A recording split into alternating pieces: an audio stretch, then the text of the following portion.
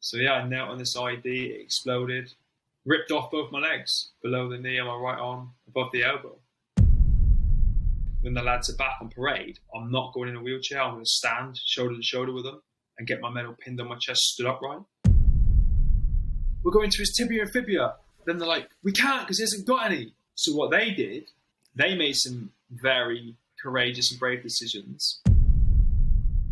Hi everyone, and welcome to this episode of the podcast in partnership with Smartcast and Najahi Events. More about them later. Today's guest of the podcast has been through one heck of a story. In the early hours of Christmas Eve 2007, Royal Marine Commando Mark Ormrod was out on routine foot patrol in Afghanistan when he stepped on and triggered an IED. He was airlifted to an emergency hospital and medics performed an innovative and dangerous procedure on board the helicopter that saved his life. He woke up 3 days later in Birmingham in the UK with both legs amputated above the knee, his right arm amputated above the elbow. He was the UK's first triple amputee to survive the Afghanistan conflict. During his recovery, doctors told him he'd never walk again and he should prepare himself for the rest of his life in a wheelchair.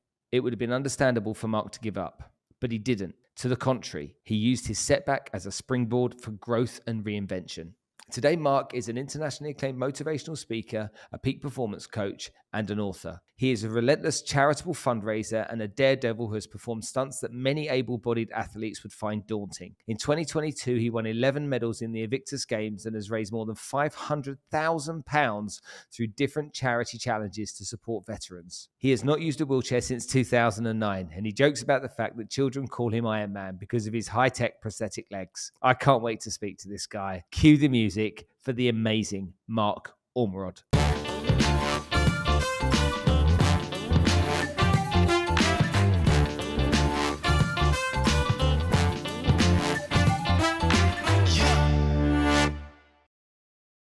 I want to introduce you to the sponsors of the podcast. Smartcast have been at the forefront of food security for the world for the last few years. Now, if you don't know what food security is, hear me out. By 2050, there'll be 10 billion people on the planet, and there won't be enough food to go around. So Smartcast are at the forefront of agri-tech, finding solutions so that we can grow enough crops in a smart tech way to make sure we feed the planet. Go check out Smartcast at Smartcast Tech. That's SmartKastech. Go to their Instagram page, give them a follow, look at what they're doing. It's incredible. Najahi Events have been a sponsor of our podcast since the very beginning. I've got massive respect for Alpha Mustafa, the founder, and the great work she does bringing motivational speakers and inspirational leaders here into the region to inspire and educate us all. Go check out Najahi Events, Najahi Events, on Instagram, give them a follow, sign up to their mailing list, and see who they bring here into this part of the world. Because I tell you something, if it's not Tony Robbins, it's someone almost as big. So Mark, thanks very much for coming to join us on the show today. You've got quite an incredible story to tell. And, you know, a lot of the time I kind of fanny around when I start my podcast and go into some wishy-washy stuff, but I just want to get stuck into it. You know, I want to understand a little bit about why you became a Marine, how that happened for you, because I've got family members in the military as well. And remembering how they got into the forces was interesting for me. And then, what happened, because I think that's the small part of a very big story to me. It's kind of like what happened after is what really made you. So let's go to the beginning. How on earth did you join the military? What was the driver there? So I live in Plymouth and I was born here. It's a very big military city. We've got a huge naval base, a couple of Royal Marine bases, a whole bunch of army bases. I think the only thing we don't have is RAF. So you could say, I guess, it was inevitable that I was going to go into the armed forces at some point in my life. But when I was growing up, all of my friends that I grew up with that lived around the same area that I lived were like 2 or 3 years older than me when we were at school. So when I was coming up towards the end of my compulsory education, they had already left and they were off at university or in their careers or whatever they were doing. And a handful of them were in the armed forces. I had a friend who was in the tank regiment in Germany, one that was in the Marines, a couple that were in the Army and the Navy scattered all around the UK. So they kind of, as I was coming towards the end of school, their lifestyles and the things they did kind of influenced my decision, I think. and I was coming up towards the end. I was about 15 and a half. And I thought, when I take these exams, pass, fail, whatever, I need to decide what I'm going to do in my life. Am I going to go to college, to uni, or am I going to jump into the big bad world and start a career? Now, I actually did pretty well. I got all my GCSEs, all 10 of them, 9 A to Cs. I only got 1 D, so I could have easily went into college, university, whatever. But whenever my friends were coming home on summer leave, Easter leave, Christmas leave, I would see them with what I thought back then was pockets full of cash, new cars. They were out on the beer every weekend. They were always telling me these stories of these weapons they were playing with and these fitness tests they were doing. And so I'm at this point in my life, I'm like, what do I want to do? Which way do I want to go? And I was like, right, I really like what they're telling me when they come back. So I'm going to join the army. So my friend John, who was in the tank regiment in Germany, was at home, and he took me down to the Armed Forces Career Centre. And I spoke to the army recruiter. He gave me the paperwork. I was only 15 and a half years old, so I had to take it home to give to my parents to sign, to get their permission. And then my dad told me, or he asked me, he said, do you know you've got an uncle who was a Royal Marine? And I'm like, no.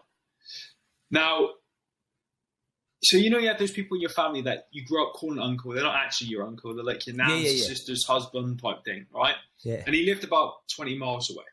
So that weekend, we jumped in the car and we went to see him.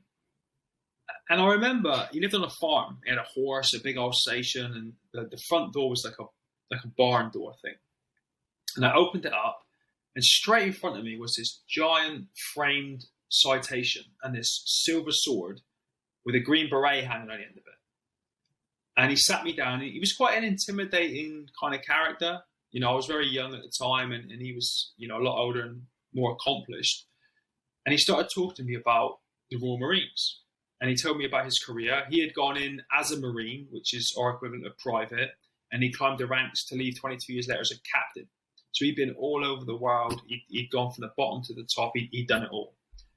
And he taught me through it all. And he told me how the Royal Marines were very different to the Army infantry, to the Navy, to the Air Force and everything. And then I went back that weekend, Monday morning, went back to the career centre on my own, saw the Royal Marines recruiter. And I always laugh because I'm at that age now where I look back and start to feel old, but he got the VHS cassette and put it in the TV video combination thing and put on this very, very well used cassette and showed me this Royal Marines recruiting video. And my jaw must have hit the floor because I just saw these guys, right? They were jumping out of helicopters with, fast roping. They were skydiving out of plane. They were skiing in the Arctic. They were on speedboats, like assaulting beaches. They had these huge packs on their back and they were yomping for miles. And they were in the desert, the woodland, the Arctic, the jungle. And I'm just looking at this video like, these men can do anything. And it seems they can do it anywhere, in any environment, at the drop of a hat. So I sat there and literally after that video was like, if I'm going to go in the military, this is what I want to do, because this is going to push me to see what I'm capable of. And if I'm successful, it's going to force me to grow into the best version of myself that I can be.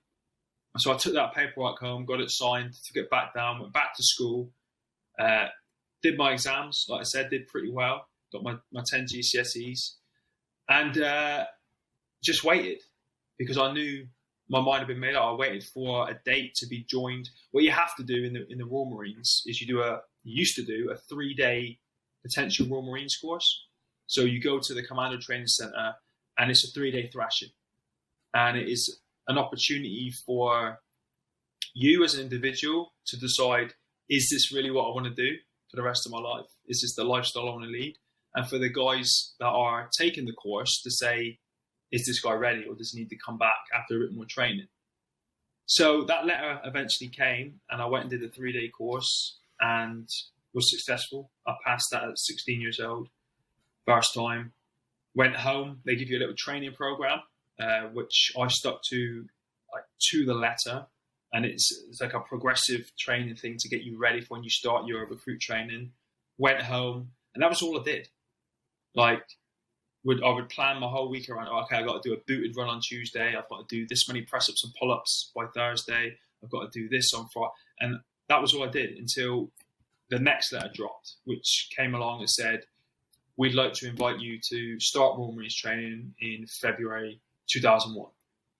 And I had nothing else going on. There were no other plans, no plan B. So signed the form, sent it back, started picking up bits of equipment and kit. And February 2001, jumped on that train, headed to the Commando Training Centre and started that journey to see if I had what it took to become a Royal Marines Commando. So where's the Commando Training Centre? It's only 45 minutes from here in Plymouth, right? Oh, it's in Exmouth. Okay. So, but I always say this to people. When I got there, it felt like I was on the other side of the world. It just like, even though it was 45 minutes away, I felt like I was on the other side of the world, a million miles away from all my comforts. Everything I knew and was comfortable to me was gone. And I was only 45 minutes on the road. So how long was that training for? So it changes all the time. Like back then it was 30 weeks if you did it in one hit. Yeah, every 2 weeks you'll get assessed and you'll be tested. And if you fail, you go back 2 weeks and if you fail again, you just keep going back. You get like 3 attempts at each test period.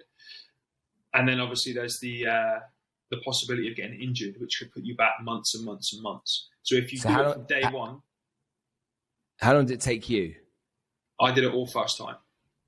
No failures, no injuries, straight through. Okay, and what percentage do? So 64 of us started as what we call originals, and 16 of us made it in one hit. Wow. The dropout rate, the failure rate, the quit rate is massive because it's so tough. So are you a little bit like David Coggins and just like crazy for pain and punishment? I wouldn't put myself on his level, but from a mindset perspective, with what he went through before, like constantly going through Navy SEAL training, yeah, that's what I had to do as a 17-year-old boy, was to adopt that mindset of nothing's going to break me. I'm doing this. This is my only option. I will not fail. And do you remember how much you were getting paid when you were doing that? What was your salary? I think I was on, at the max, £800 a month. And most of that, you had to go into Exeter to buy kit and equipment with. Like little bits. Obviously, you get provided a lot of the basics, but there's all the little niceties like a waterproof notepad or a special torch like for being tactical and, things that don't get provided. So most of your money would go on kit and the rest is on beer. That was it. And it was pennies. But did it feel like that when you first got paid the £800? Did it feel like a lot of money? Well, it was my first job, so absolutely. I was 17 years old. I had £800. I had a roof over my head. The food was all counted for. The dentist, the doctor, the gym, all that was included. So really, it's £800 in cash. But if you've had all that in, it's a lot more than that. But yeah, everything was provided, and that money was mine to do with what I wanted. How long into your training, that 30 weeks training, did you feel like you belonged? Probably the last 2 weeks. Oh, shit, really? I was 17 years old, surrounded by men that were older than me. I was the second youngest in the troop. People, I'm from Plymouth. I'd never really been anywhere. I'd never been anywhere on my own outside of Plymouth without my parents with me. And all of a sudden, I'm surrounded by people from all over the UK, Australians, Canadians, Americans, people from New Zealand. They've all come from all over. It's very, very overwhelming. And I always remember thinking, from everything, from ironing my trousers to navigating with a map to, conducting a section attack, everyone seemed to know what they were doing except for me. In my mind, I'm like, what are we supposed to be doing? And just muddling my way through everything. But I later found out that everyone was exactly the same, that no one really knew what they were doing. Everyone's just muddling through and doing their best to pass. But it wasn't until those last 2 weeks when you've done all the field craft, all the combat training, you finish off Royal Marines training with 4 world-renowned commando tests. You got the Tarzan assault course, the 9-mile speed march, the endurance course, and the 30-mile run across Dartmoor. When I finished that, was when I thought, I can hang with these boys now. I was 18 by that point. And I've been able to keep up with those men all the way through. And I was in that last little bit of training, which is really just, you do all the marching and the drill and the boring stuff. But yeah, literally right to the end is when I didn't feel like I belonged there. So did you feel like through that training, did you feel at all like you wanted to give up at any time? Was there a time you were like, oh, sod this for a game of soldiers? Pretty much every single day. Literally the first day we got there, the light come on at 5 o'clock in the morning and we're up and we're getting shouted at and running around.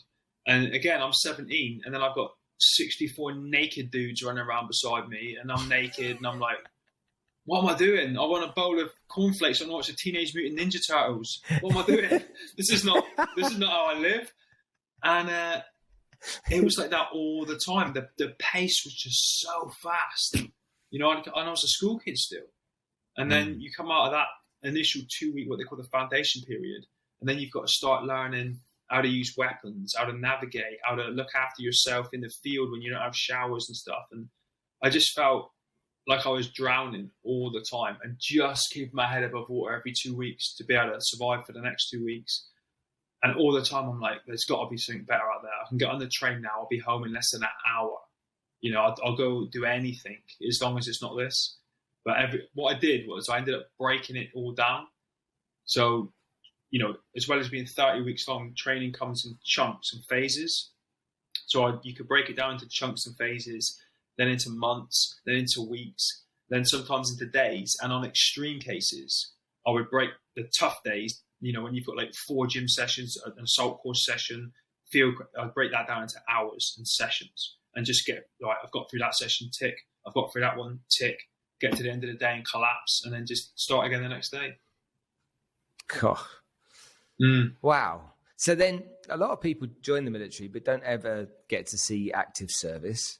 They get to do a lot of the great stuff but don't get to see active service. And a lot of people join the military because that's something they really want to do. Was that something you really wanted to do? I think it was. I just didn't know it when I was a kid. When I sat and thought about it, and I thought, right, these are the kind of options I've got. Like, I can wear a suit and work in an office. I can go and just get, whatever job, maybe a trade or a skill, be a plumber or something like that, and kind of run my own routine. Or I can wear a uniform and represent my country. And when I sat down and thought about it, I always got a little bit excited when I thought about wearing a uniform and representing my country more than I did any of the options. And then when you couple that with my friends that I grew up with and some of the family connections and all that, it kind of was inevitable for me.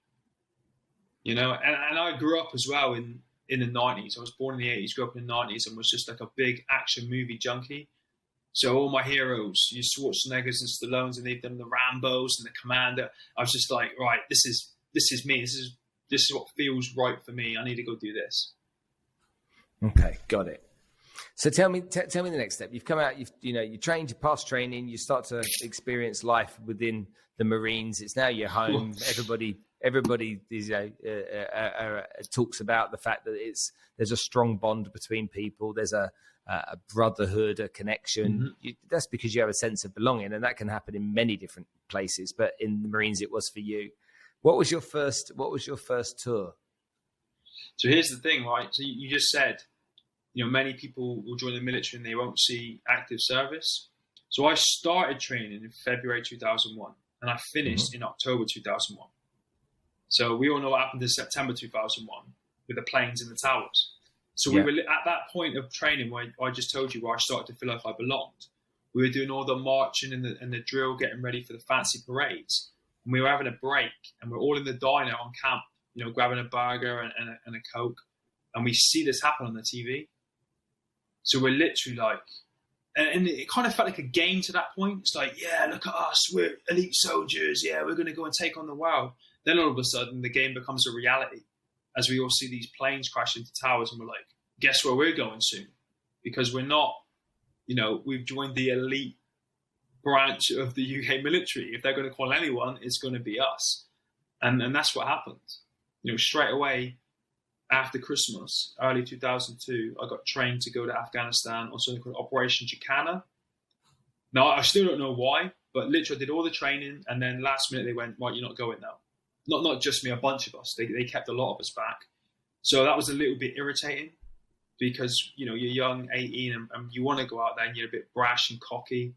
So we ended up doing a couple of tours of Norway and training out in the Arctic, sailed down to America, did a bit of boxing and everything.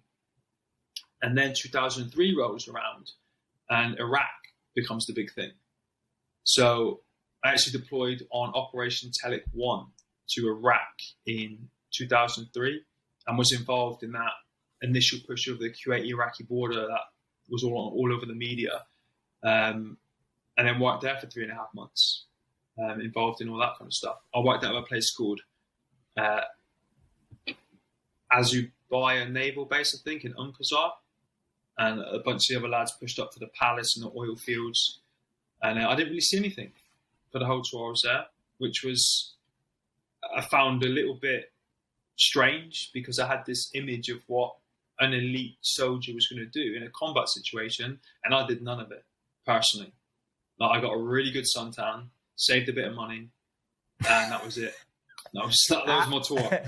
How long was it for? 3.5 months. 3.5 months, you saw nothing? No, and I actually removed myself from where I was working to attach myself to an army field hospital as a force protection for ambulance drivers and medics, thinking this would be an opportunity because there's bound to be something that goes on in this kind of world, but nothing. Like, for me, not one single shot was fired. So when I came home, I was a little bit like, and this sounds really weird now that I'm older and, you know, I'm not into that old macho thing anymore. I'm like, it seems a bit weird, but I was a bit deflated. And I'm like, I did all that training, constantly told, you know, you're the best, you're elite, no one's as good as the Royal Marines. You go to war, you're 19 years old, and it's boring for me as an individual, not for everyone, obviously, but I just thought, like, with the training that I've been through, they're going to throw us right at the sharp end of the spear. Do you know what I mean? But not for me. That wasn't my experience. So came back and was a bit like, okay, cool, I've done that. In the first 4 or 5 years of my service, I had managed to earn the Green Beret, go to Iraq, go to Norway, sail to America, box for the Marine. You know, I managed to fit a lot of stuff in. So after that, I decided to leave. You know, my partner at the time was pregnant with my eldest daughter, Kezia, who's 17 now. So I decided to leave and start a new career. No real idea what I was going to do. I just thought, I'm going to come out now. I've got responsibilities. I want to be around for my family and enjoy watching my daughter grow. Bought a house, you know, did all the things that you're supposed to do, and things went south, like they often do, unfortunately. We separated. I retrained straight away as a bodyguard. I flew out to South Africa and spent 6 weeks training out there to go into the close protection world. I don't know why. I couldn't get my foot in the door there. I don't know if it was my age or my lack of contacts or what. But while I was trying to get into that world, I was working as a nightclub doorman down here in Plymouth. And it was just at the time that the whole industry was being regulated by the SIA. So they were trying to get rid of all the thugs and all the bullies from the previous, 90s, 80s that were given a bad image and reputation to that industry. And the police were cracking down really hard, and it sounds like an exaggeration, but I could literally get punched in the face and then get arrested for hurting somebody's knuckles. It was that bad. And I just seemed to be constantly in trouble. Nothing was going my way. I was working for cash in hand. I was sleeping on my friend's sofa. I didn't see my daughter. It was just terrible. And I thought, this is not the way I envisioned my life. And 5 minutes ago, I used to be somebody. I used to have a Green Beret. I used to have a good bunch of mates. I used to have everything sorted and locked in, and I had a career and everything. And now I'm living for cash in an envelope and going down to Morrison's to buy chicken for £1 and pasta for £1 and, treating myself, if I could, to a bottle of Coke or something. That was a treat. Mm-hmm. So I had to make a decision, what I was going to do. I came to those crossroads that we all come to in our life. And I decided to rejoin. You know, I thought I've only been out as a civilian for, I think, 11 months at the time. So I knew that if I'd reapplied, there was no need to go through that 30 weeks training again. You just do your annual shooting test, fitness test, and the stuff that all the guys and girls do in the military every year. And then I'd be back in. So I went down to the career centre, spoke to the recruiter, told him my story, signed the paperwork, and 4 weeks later, I was back in. Uniform back on, green beret back on my head, ready to pick up my career where I left off. And how did it feel going back in? Must have been nice. Really good. Really good. And ironically, really safe. Because I struggle a little bit with this. I know some people will get what I'm saying, but the civilian world is scary. Like, I don't know what it is. It's just unpredictable. You know, everyone looks at, I think a lot of civilians look at the military world and go, oh God, they're brave. I couldn't do that job. A lot of us look out and go, I couldn't do those jobs. Do you know what I mean? It's weird, and it felt safe going back to what I knew, what I was good at, what I loved, with good people that had my back, you know? So I knew I'd made the right decision. Mm-hmm. Okay, so tell me what happened. So you've gone back in there, you got your beret on, now you belong again. What happens next?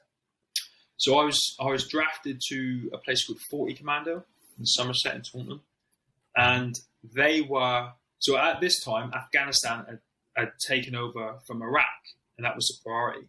So when I went to 40 Commando, I was literally straight into pre-deployment training for a 6-month tour of Afghanistan this time, from September 2007 to March 2008, I think it was. So I literally hit the ground running. Got back in, drove up, got a room on camp, got stuck into training. We're traveling all over the country, you know, doing these training series, jumping out of helicopters, you know, practicing all our stuff. And September 7th, 2007, I deployed on Operation Herrick 7 for a 6-month tour. And when you got to Afghanistan, how did it compare to Iraq? In terms of how it looked, not what was going on there, but how it looked. Was it very similar or very different? I would say it was different. This is funny, you know, like, I think Afghanistan's a beautiful country when you look at it. Like, you've got the sun, the desert, you've got snow-covered mountains, and just it's really, really beautiful. And when you initially fly in there, you go into either Kandahar or Bastion, which are these giant airfields, and they're very, very safe.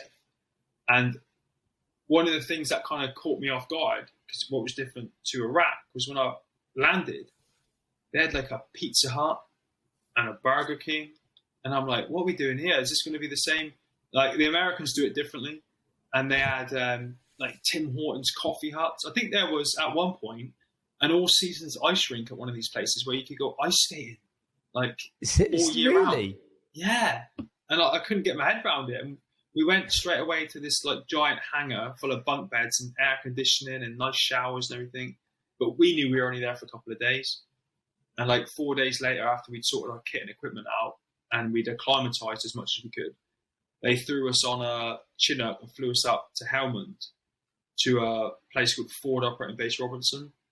And this was the other end of the spectrum. Like, if you just imagine, I don't know if you know what a Heskel barrier is. So you imagine like a cage, like a fence cage, with a sandbag lining type thing, just full of dirt and sand. It's like a big ballistic wall, like Lego blocks. That's literally all you've got for protection then. The engineers build whatever shape they can with the terrain out of these Heskel barriers, either 1 or 2 high. It's either chest high or just above head height. And you live in there. Just figure it out. And you live in there, and that's you for however many months. In the heart of Helmand province, every day. Bullets, bombs, RPGs, mortars, and everything you could think of. And this was the opposite end of the spectrum from Iraq. The minute we hit the ground, there's fights going on all the time, all hours of the day, all hours of the night. Taliban were better equipped, a greater force, had been maybe underestimated at all when you got there? Were you thinking, oh my God, this is proper enemy, you know? I underestimated, absolutely.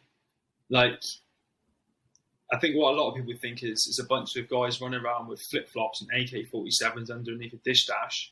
But what people forget is like they're experts at using their terrain.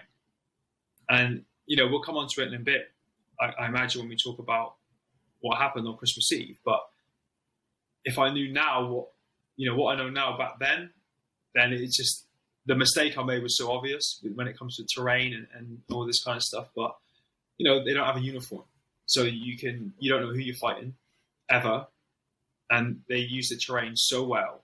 And you are new to it all. And you got maps and drones and all that stuff. But, being there for years and years and years and knowing it intimately is very, very different to just landing there and trying to figure it out from a map. So, yeah, absolutely. I mean, no one's ever won that war, have they? Russians, Americans, us, no one. I don't think anyone ever will. It kind of makes me feel like, like we're seeing with Ukraine right now, should by rights be totally overwhelmed by Russia, a much bigger nation, but they're digging in and they're fighting as best they can, and they're not conceding. And it's like they have something the Russians don't have, and that's heart. They want to protect their territory. And do you think that the Taliban were like that as well? They're like, you're in our backyard, all right? Just remember that you're in our backyard. Did it feel like that? I don't think it was so much that we're in their backyard.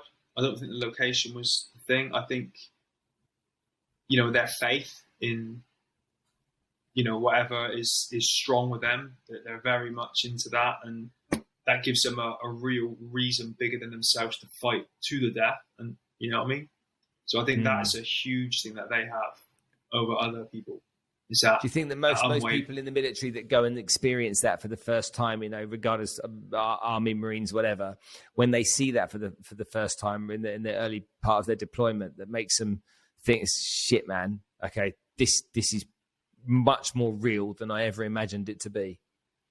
Yeah, I mean, it's bizarre when you're face to face with someone who doesn't fear death.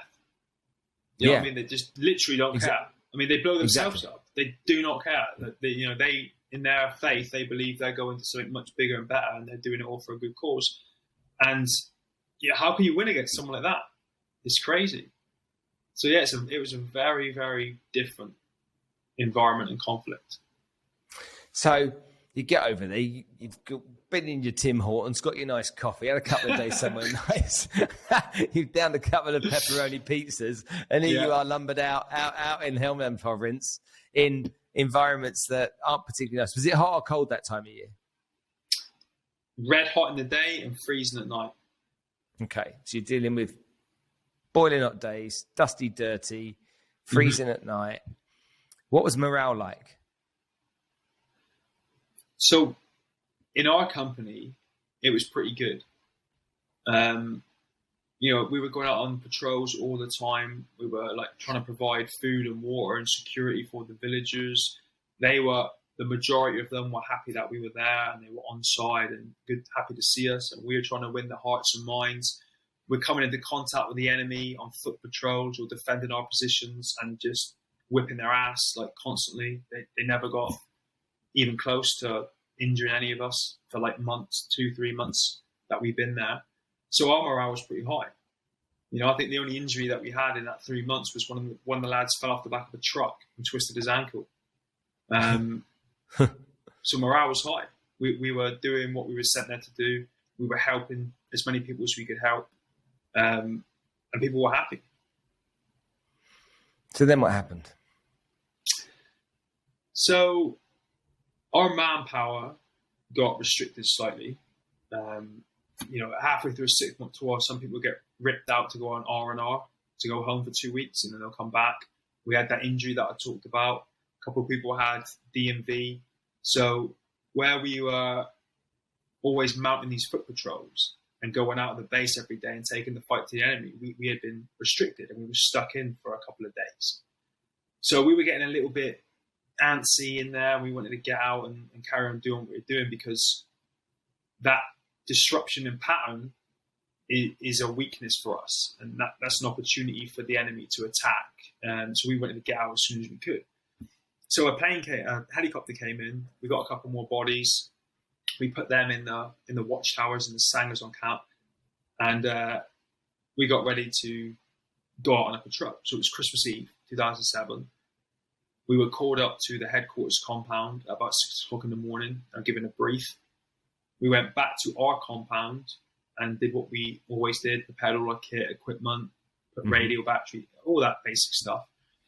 And then we went up back to the headquarters compound and we formed up by the rear entrance of the camp and we got ready to leave.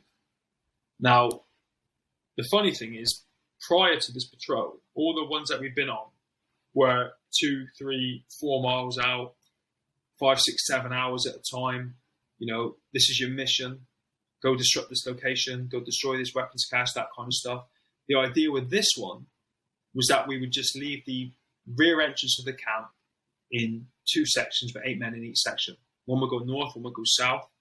We would patrol around the immediate perimeter of the camp. We got told you don't push more than 300 meters from the perimeter wall. Then we meet at the front entrance of the camp, secure the location, close things down and finish up for the day. So compared to what we've been doing, this was the most basic low-level thing that you could ever ask a soldier to do. Very easy. And we had no intelligence from local sources to give us any cause for concern. We, as far as we knew, were on top of everything. We knew where people were trying to plant IEDs, where weapons caches were and everything. So we thought, okay, cool, we'll get out, we'll stretch our legs for the first patrol, and then we'll start going back into these more in-depth ones. So the time came, they opened the rear entrance of the camp and we left. I was second in command of the section that went north. The other ones went south, and we did what we were tasked to do. About 5 hours into it, now at the front entrance of camp, my section was on a high piece of ground, what we called the North Fort. Now, just underneath that, when we looked down, we could see Forward Operating Base Robertson from like a kind of semi-bird's eye view. And then beneath that, on the main dirt road that ran through the area, was the other section that left earlier in the day. So because we're on this high ground, we're in a very tactically advantageous position, not just for observation, but to fight too. So our task was to give protection for the other guys. When they came into camp, they got behind that Heskel barrier wall, they were protected, they returned the favour, everyone goes back and safe. Standard, normal, routine stuff. This is where it comes into what's talking about the use of the terrain. So we're on this high feature, and the section commander starts taking his half of the section and giving them fire positions. Now, I take my half of the section, and what you would normally do in this situation, if you go far on a patrol, is you're going to get behind a building, a wall, a tree, a shrub, whatever's going to give you some form of protection. Because we're up on this ridge line, we didn't have any of that. And in front of me was a little bowl in the ground. So I thought, okay, if we get in this bowl in the ground, we get on our stomachs. If you're looking up, you're not going to be able to see us. If you know we're there, it's going to be very hard to engage us, especially with like small arms, AK-47s, that kind of stuff. So this is the best form of protection that we've got given the environment that we're in. So I jumped in the bowl. The lads started taking their fire positions. I stood back for a little while. There's a couple of checks you've got to do and observe what everyone's doing, make sure that we're tight and in all-round defence. Yep. When they were happy and I was happy, I started slowly walking over towards a position that I selected for myself.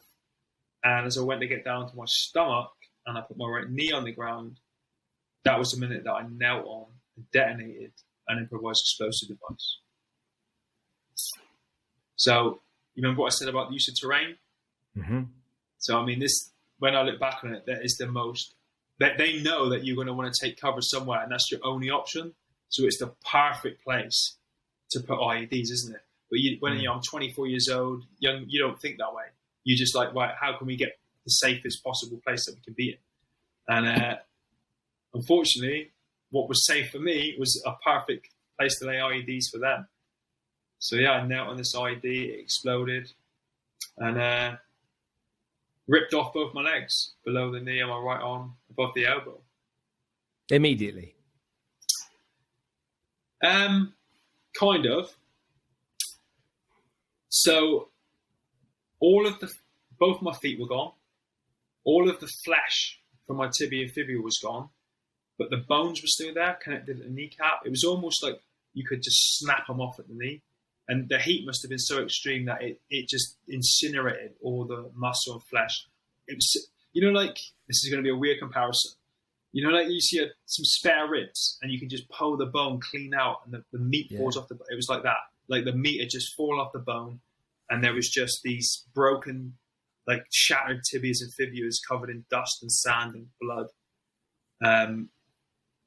from my legs. And then my arm was ripped from the bicep to the wrist, torn open, all of the forearm and the bicep. The bone had been shattered. There was nothing left. My hand was still in pretty good nick, and the arm was still attached to my body, but it was completely unsalvageable. Like all the bone was gone. It was just trashed. And then this little bowl that we were in, after I've read the report that the American Special Forces guys that we were working with had written, it was 12 feet deep by 15 feet around. And there was 6 other devices scattered around this area. So this happens, you're unconscious straight away? You obviously don't know what... Fully conscious throughout everything. The whole thing. So this happens and you're wide awake? The whole thing, yeah. Everything up to the minute I got put on the back of a helicopter. Okay, so tell me what happened. Oh, man. I know it's a weird thing to say. It makes my knees go when I hear this kind of stuff. Okay. So you've had your legs blown off, your arm blown off, but not almost, and you're still fully conscious. Yeah. Did everything go into slow motion at that time? What can you remember? All right, so the first thing is it's a very surreal experience, right? There's not much pain. There's a lot of discomfort, like an extremely intense pins and needles in my 3 limbs, but I wouldn't call it pain. Your adrenaline is it's spiked, right? Your brain is trying to process what it's looking at, which I think is made more difficult by the fact that you can't believe what you're looking at, and then you can't believe that it's not painful. And it's very surreal. It's almost like, when you've had 4 or 5 pints and you're not completely wasted, but you're not sober, that kind of feeling. And you just kind of look around and you can't comprehend it. It's like a dream. And you just sit there and you're thinking, what am I looking at? That's what I remember thinking, like, what is this? What am I looking at? This doesn't make any sense to me. So, I'm Mark Ormrod. This doesn't happen to me. I'm the guy that survives everything. What have we been attacked? What's going on? And that was my initial reaction when the dust and everything had cleared from the explosion. I saw what had happened. I thought we had been attacked. And prior to the dust clearing, what I was trying to do was turn around, because behind me, down on the low ground beneath us, there was a little forestry area, and everything around it was just mud fields. So I thought, we've been attacked. It's come from there. I'll identify where the enemy is, so all the lads can start firing and we'll neutralize it. But I couldn't turn around. And it wasn't until the dust cleared that I realized why I couldn't turn around. It was when I looked down at my legs, looked at my arm, and they were gone. And it was bizarre. So when I looked at the blood and everything coming out, I thought, this is it. I didn't panic. I felt calm about the whole thing. But in the back of my mind, I knew I was going to be fine, because I knew that those lads with me would do whatever it took to get me out of there. Now, I also knew that we're trained in that situation to override your emotions, because what you want to do is run in and help your mate who's suffering. Yeah. But we're trained not to do that, because there might be other devices. There were 6 other ones around there. But we're told, you don't ever run into that situation in case there is something buried that you can't see, and then you'll kill yourself or you might kill the casualty. So I knew they weren't going to be coming quick, and this is something that I always say as well. When you drill these scenarios, 9 times out of 10, you'll mess it up. But when you need to do it, when it's real and someone's life's on the line, it's phenomenal how professional people act. I can't comprehend what those lads are going through, their emotions, their thought process, the fear, but they did everything perfectly. And they got to me within a minute, and the medic was at me within a couple minutes, and he put tourniquets on my legs, a tourniquet on my arm, he shot me with morphine. I started to feel a little bit of pain. So what he did was he put the stretcher out, like a tablecloth type stretcher, because we're in this massive crater. And he put his hands into my armpits and he dragged me onto the stretcher. And I felt like, I guess it would, I imagine if you put a screwdriver under someone's kneecap and started ratcheting down it, that's what the pain felt like. So I said, look, put me down. I looked down to my right leg and there was like a thin strand coming out, like snaking in the sand, covered in blood and dust, and it went into my boot. And so I picked my boot up and my foot was still in there. And I guess this was a nerve or a tendon. And where he dragged me and the weight of the boot and the foot had pulled this tendon and caused the pain. So I had to put my own foot on my stomach with what was left of my arm, kind of just flopping on this stretcher. And then I don't know how, because I had my eyes closed. They got me out of the crater, off the high feature, put me in the back of a vehicle. The vehicle's going at Mach 10 across the road, and these are not tarmac roads. These are like very bumpy, sandy roads.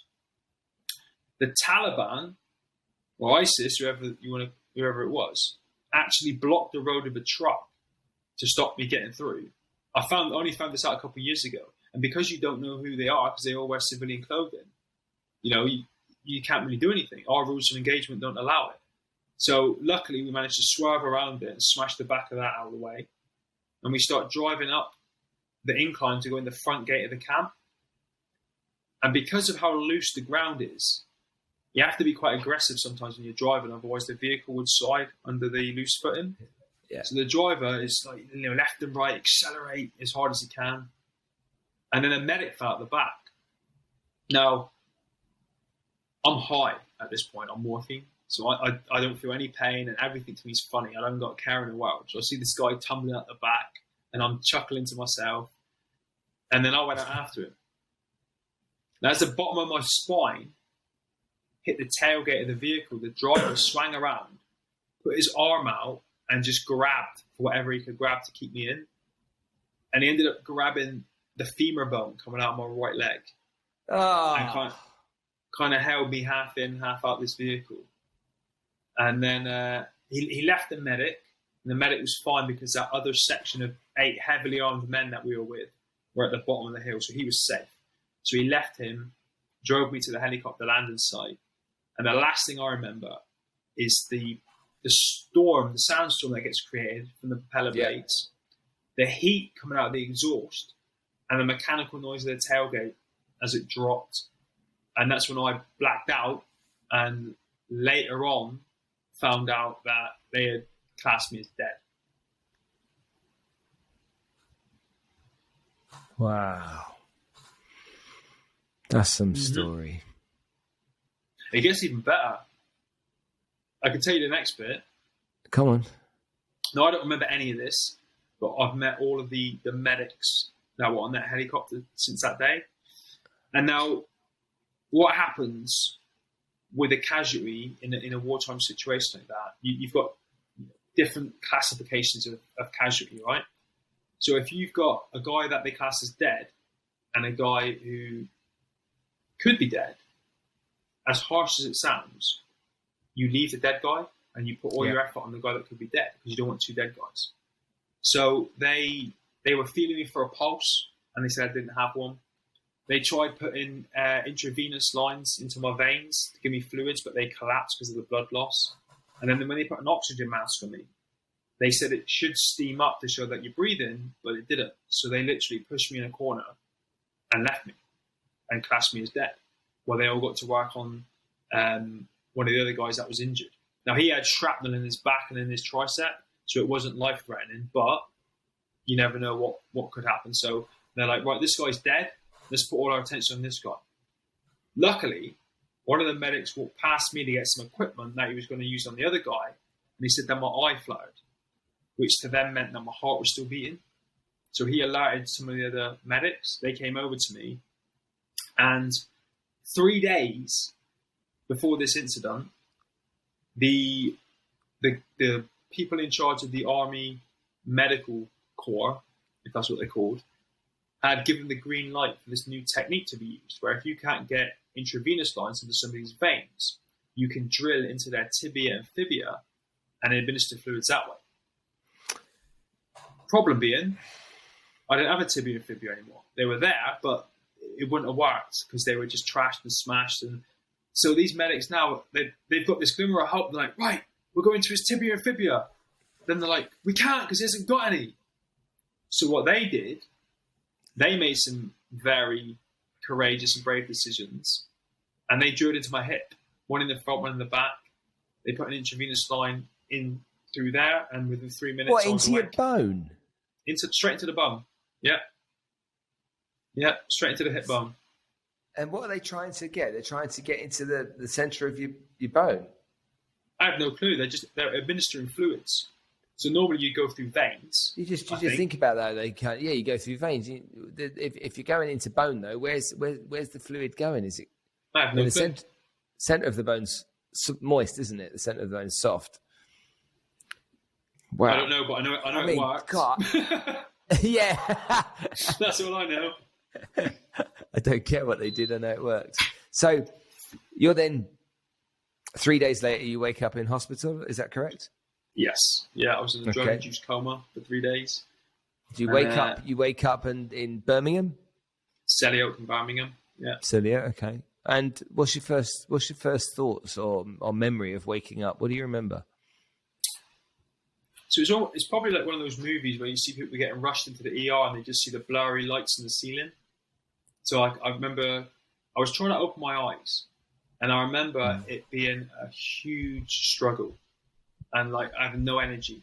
It was like someone had put lead weights on my eyelids, and I could hear all these people around me, and I recognised the voices. I recognised my family. I recognised Becky, and everything was echoing. So every time they said something, I would hear it 3 times. And I had this mask on, and I started choking on the feeding tube. I was like, gap. So they ripped it off, pulled all that out. And Becky started talking in my ear. She's like, are you okay, Mark? And, not telling me anything what happened. And I have no clue. Well, I have a little clue why this happened. But when I heard her voice, I proposed to her. Like in a 15-second brief moment of consciousness. She couldn't hear what I was saying because I literally couldn't speak. I was exhausted and I was like muttering something, and she said, I'll come closer. And then she said, did you just ask me to marry you? And I just gave this little crooked smile and fell back to sleep again. And I was out, just exhausted. Yeah. And I had been writing a letter to her dad when I was in Afghanistan. Going old school, asking for permission, and it was in an ammo container under my bed. And I was meant to send it the day that I went on that patrol. So I can only think that when I woke up, that was my first thought, and I could hear her, even though I could see her. So I was like, I didn't really even know where I was or what I was doing, but that was just the first thought that came to my head. Wow. So tell me, how long were you in hospital for? 6 weeks. And did a week in it. When you were in hospital, when did you start to realize your real predicament? What you were facing? How long were you in there for before that really happened? It was really strange, right? I don't know if it was planned this way or it was just luck, but that first week in intensive care, the way they weaned me off the medication and brought me back into the real world was like perfect for me. Like, to begin with, I thought I had lost both my feet and some fingers on my right hand. And then like the next day, I understood a bit more. And then the next day, I understood a bit more. And I remember like day 7, I pulled this arm out from under the duvet and started chuckling. And the nurse was like, what's the matter, Mark? What's so funny? I said, this medication, I'm hallucinating again, because I had hallucinated a lot. I said, it looks like my arm's fallen off. And she just looked at me. And she didn't need to say anything. I'm like, okay, right, I get it now. Because if I had an itch anywhere on my body, I was using my right arm to relieve it for the whole time in there. But I didn't even have an arm. Like the power of the mind. And I was like, yeah, wow. I've been itching for like a couple of days using the arm. And I don't even have the arm. And then when she looked at me, I was like, okay, now I understand after these 7 days, both legs above the knee, my dominant arm above the elbow. right, I'm good to go now. I understand. So now a lot of people, and I've spoken to Alex Lewis, who's a quadruple amputee. A lot of people, people go in different directions, don't they? There's a bit of sadness, then there's loneliness, then facing up to what life will be like, and then depression for some people when they go into that situation. But and some come out the other side of it quite quickly, and some don't. What was it like for you emotionally having to face this? In the beginning, it was rough. A lot of it was to do with my ego. I'd gone from being, I'm 24 years old, 6'2", exactly. Yeah. Like one of the fittest soldiers on the planet, going around doing what I called good work, getting rid of bad people and looking after good people. And all of a sudden, in a split second, everything's taken away. My career, my life, my personality, not my personality, the way I identified, my physicality, and it was gone. And there I was, like, I'm only 24. I don't plan on dying until I'm at least 110. That's a long time to be a triple amputee. And to kind of get my head around that took a lot. You know what I mean? And you go through a lot of strange emotions. Like, you feel a bit of guilt because your friends are still out there doing that job that you should be doing with them. But you're, I was going to say, like, kicking back and chilling out in hospital, getting spoon-fed by nurses while they're out there struggling. So yeah, you feel a bit of guilt. I felt a lot of shame and embarrassment because we get trained. We can go toe-to-toe with anybody, right? Guns, knives, fists, whatever it is, as Royal Marines, that's what you're trained to do. But I almost felt like I'd been beaten by an inanimate object, a lump of metal in the ground, and it was embarrassing. Do you know what I mean? I was like, because I always used to think, you got to be pretty dumb to stand on an IED. Because is that honestly what you used to think? A lot of us did, because the sand and the ground in Afghanistan, it's not like a beach. It's not soft sand. Like, it's hard. So if someone's digging in it, the ground sign is obvious. But I think what had happened in my case, where we were in this boat, where it had been raining, it smoothed everything out, and there was no chance in hell that you could see it. There's a lot of indicators. Like, sometimes if they plant an IED close, there'd be little piles of rocks. That was the indicator to them, and we knew all these signs.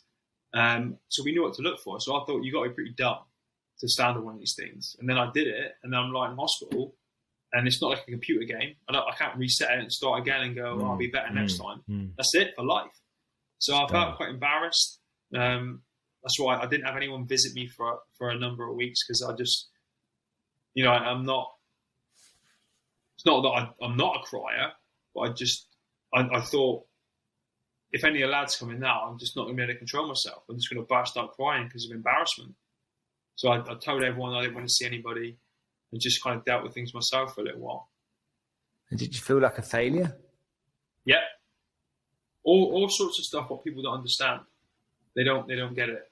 Like, absolutely like a failure. Like I said, you're trained to be one of the most badass soldiers on the planet, and there I am lying in hospital with 3 limbs missing.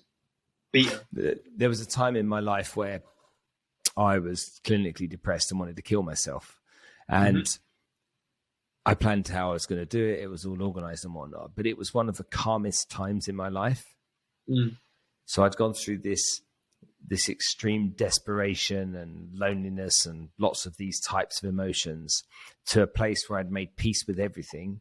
And I just needed to carry out what I needed to carry out and get it done. And you think about people that are depressed and suicidal, and a lot of the time they say that if you're too depressed, it's too big a chore to go ahead and do it. It's like too much to go and do it. Yeah, I know. I get what you mean. Yeah.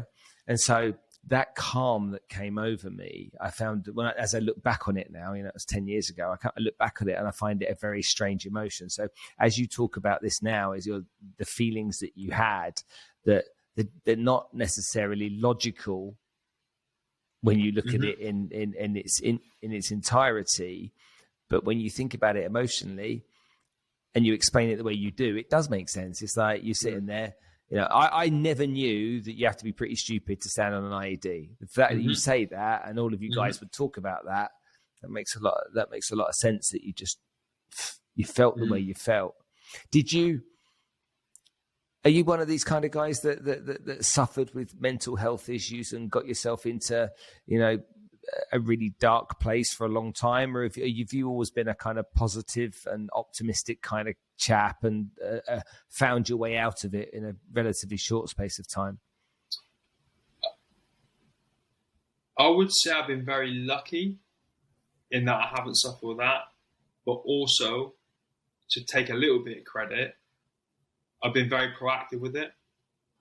So, I was surrounded with amazing people from the minute I woke up in hospital to help me, support me, guide me, mentor me. And then I took that same thing that made me feel embarrassed and, like a failure. I flipped it when I went to rehab. And I went, actually, I may have lost 3 limbs and felt stupid about that, but now I'm going to show the rest of the world why the Royal Marines are the Royal Marines. And I'm going to take a shit situation and I'm going to show you what we're about. And I'm going to nail this and break down the barriers and do what people say that you can't do with 3 limbs missing. And that motivated me to go through my rehab. You know what I mean? I'd always been. Did you when you were there? Did you set yourself goals then? So when you were into rehab, did you say, "I'm going to give myself"? When I look at goals, for me, a goal is very simple. I look at the longer term, what the outcome needs to be, and then I break it down into bite-sized chunks, and then work out all I need to do today, and then just own what I need to do today.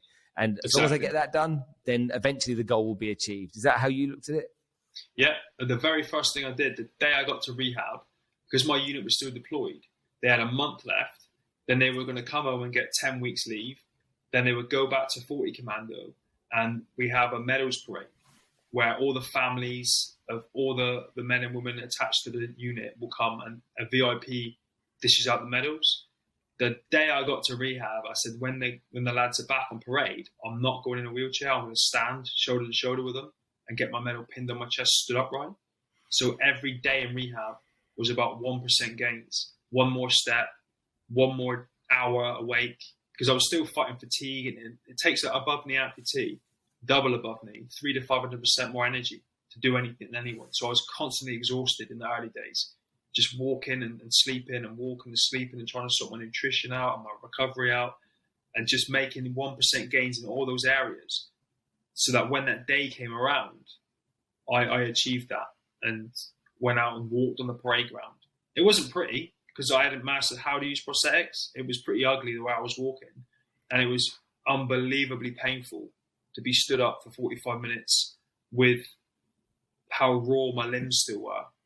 But that was my goal. And I knew that after that day, if I could do that, then I could do lots of stuff in lots of different areas of my life. If I just set goals and, like you said, break it down and do it chunk by chunk until it's achieved. And do you have the mindset of, once you knew you could stand up, guess what? That's now box ticked. I can stand up, so that's not in question. Now I can walk. That's box ticked. I can walk, so now that's not in question. I can't relapse on that. I've proved to myself I can do that, so now that's a given, and so on and so forth. Is that how it works for you?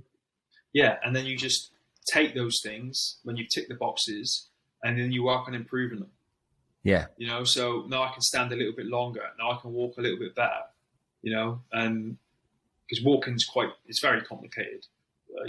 When you've got legs, you take it all for granted. But for me now, cambers of roads, stepping off pavements, going up and down stairs, up and down ramps, getting in and out of a car, up and down off the floor, they're all different techniques that you've got to learn and figure out yourself, and then get better and better and better at day by day.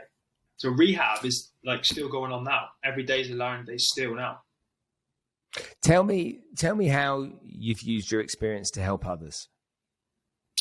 Well, initially, it was, and I was very cautious of this, right? So I was the first triple amputee from Afghanistan in the UK. Unfortunately, by the time I left, I think there were 33 of us that were triples and loads more doubles and singles. But I was visited by a guy in hospital who had been blown up in Iraq in 2005 and lost both his legs above the knee.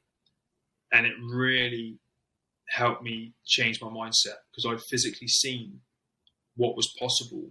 And I knew that once I'd got stronger and fitter and was given my legs, I could achieve something similar. So whenever guys or girls are coming through the system, if I got the call, then I'd go up and see them. I'd never just turn up and be like, look, I'm here, everything's going to be fine. I think that's really arrogant, and not everyone is ready at a different time. So initially, when I got the call, I'd go up to the hospital, I'd visit people, spend some time with them. I did it in the civilian world as well. Eventually, people would reach out from there. Then I got into like speaking. So I'd travel the world, either at schools or corporates or wherever, and tell my story on stage. I wrote my first book. I'm trying to write my second one now, and get that out there. And we've got a movie being made. So these are all great personal projects, but my drive behind a lot of them is exactly what you just asked, is to get out there and help people. And, I remember being in that hospital, having so many questions. I didn't even know anybody who had lost a toe or was in a wheel. I didn't know one from the disabled world. And I had so many questions. And I just think the more information you get out there, the more you share the story. There could be someone in a month's time sat in a hospital in a similar situation to me who could listen to this podcast and be like, there's hope. Do you know what I mean? Do you think there's an element of it being therapy for you as well, helping others? Yeah. I mean, people always used to say in the beginning, do you not find it hard retelling your story? And I'm like, no, not at all. It's therapeutic. I think it's quite cathartic to go out there and relive it. And I'm very lucky that I do remember it and I can retell it. And I think that's why I don't suffer with like what a lot of the guys do, is, flashbacks and all this kind of stuff, because I remember it all and I'm perfectly happy talking about it all. So I think it is a form of therapy. You've raised a lot of money for charity. Mm-hmm. You've been in the Invictus. You've been in the Invictus Games. Yep. Do you feel? I'm trying to. It's like in very simple terms, and forgive me, I'm not a military person. It's like you were this bulletproof action man in your real life, and then you went through this terrible tragedy or situation. Do you feel you live as good a life now or a better life now? Do you think your life has more purpose now, more meaning, or is it as equal as it was before? Just give me an idea about that. I think definitely more purpose now. And I don't know, I always try and figure out, is that because of my situation or just because I'm older? Do you know what I mean? Like when you're younger, you're very selfish. You don't really care about other people and helping and inspiring or any of that stuff. And as you get older, you realize it's really important to do that. But I would say it's, you never know, but I think it's better now than it would have been had this not happened. The reason I ask that is that even though Alex Lewis wasn't in the military, it's like his life had meaning afterwards.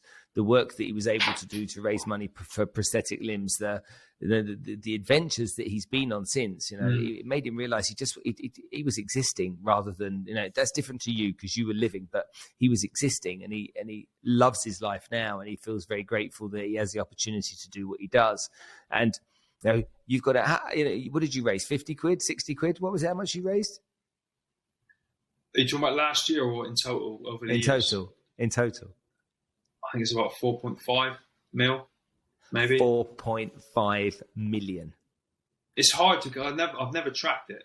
I tracked last year because we set out on a bit of a random mission. But in the 10 years previous, I've just done stuff. Next one.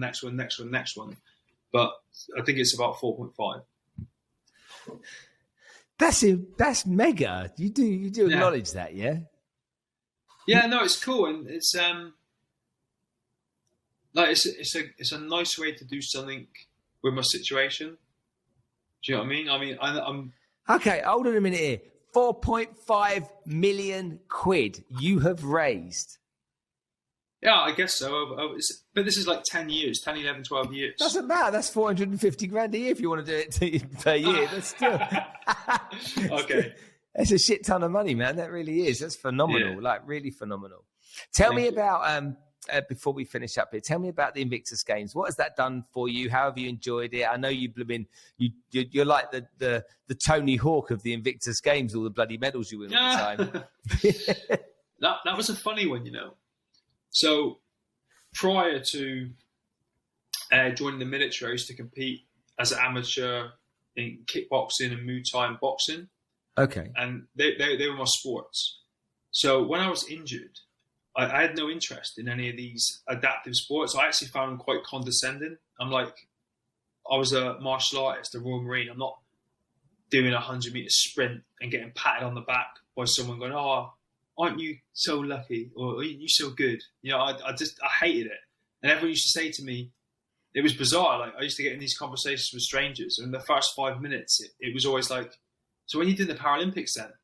And I'm like, "Is that what you have to do when you become disabled? You have to be a Paralympian?"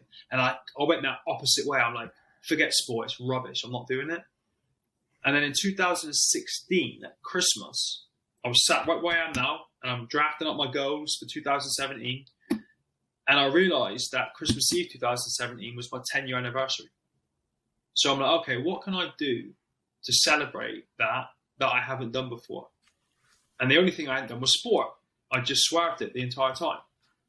So the Invictus Games was 2 years old. I had seen my friends go out there and compete and win medals, which was brilliant. But what impressed me was because I knew them away from the Invictus Games, and I'd seen them be low and then they're like this, and their confidence is up, their life's got better because of sport. So I was like, right, okay, I'll give this a shot.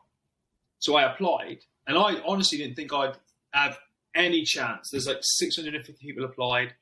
I wasn't in any of the cliques, any of the groups, never done anything with sport before, so I'm a complete stranger. And I managed to get through, and then I went to training camps, and I battled my way through them. I'd never done any of these sports before because they just weren't in my world, and I didn't know what I was doing half the time, and I just muddled through. Okay, but how many sports have you done in the Invictus Games? Rowing, swimming, hand cycling, shot put, and discus. One or two? Well, my mindset was, I'm just going to do the ones that require a high level of cardio fitness, and I'll just destroy everybody. So I thought rowing, hand cycling, swimming, I'll just win everything. And I was so stupid. Like, I didn't think you needed technique or strategy or anything. I'm like, I want a rowing machine. How much technique can be involved? You just go backwards and forwards for 4 minutes. But I was massively wrong. That's why the first year wasn't the success that I wanted it to be. And I had to go back a second time to pick up those gold medals because I don't think outwardly I'd embarrassed myself, but inwardly I'd embarrassed myself by being arrogant, thinking I'm a Marine, I'll go and smash everything, and underestimating the gravity of the task.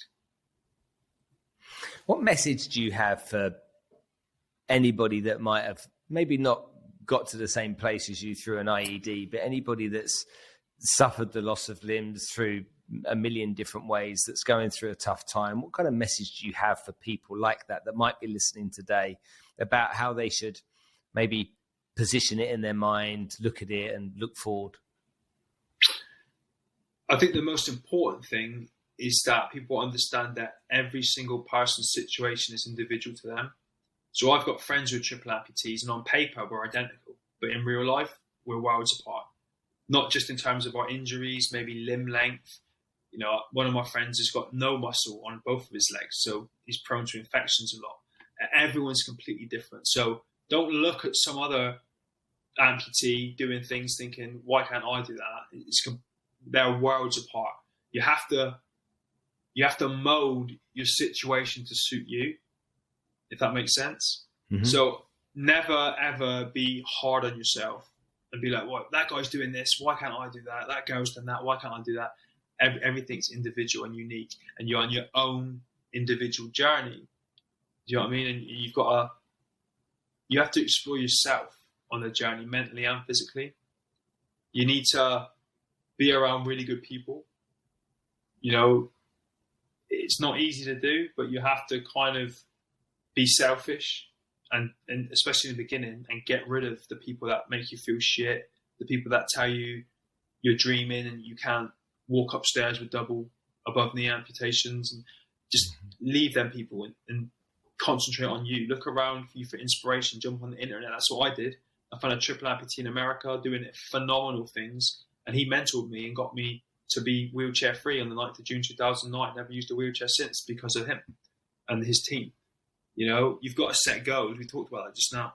You've got to have goals. And I don't mean just like get up and go to rehab. I mean, why are you going to rehab? What do you want to achieve while you're there? You've got a very limited window of time with these professionals. What do you want to achieve?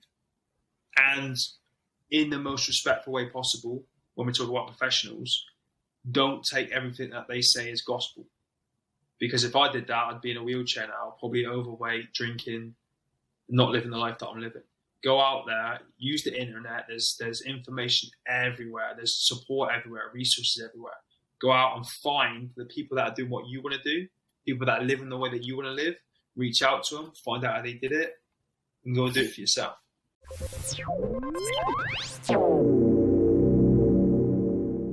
When you interview somebody like Mark and imagine what he's been through, and then you see that positive mental attitude, that kind of glass half full attitude, that can-do attitude, it puts a lot of us into a place where we should take a long, hard look at ourselves and understand the misery that we create and talk around in our life that isn't really comparable to anything that someone like Mark's been through.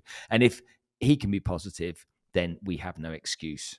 And after listening to him, I've got no excuses. I really haven't. Hopefully you've enjoyed this episode. Click over there if you'd like to see more episodes. Click over here if you'd like to subscribe. You know, I want you to subscribe. More subscribers I get, the more reach this gets, the more people can benefit from these really fascinating conversations. I'll see you on the next episode.